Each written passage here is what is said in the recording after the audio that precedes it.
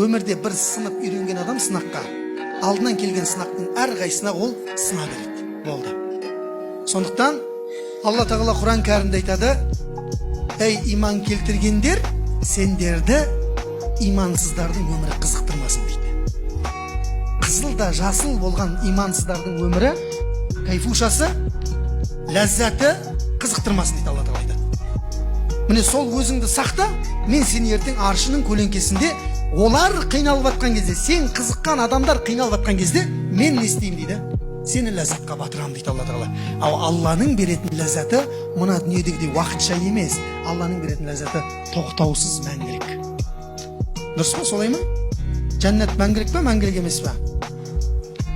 Өзі бастауы бар, соңы жоқ. Екі жаратылыстың біреуі не? Жәннат. Бұлардың бастауы бар, бірақ соңы жоқ. Тозақта сондай бастауы бар, соңы жоқ.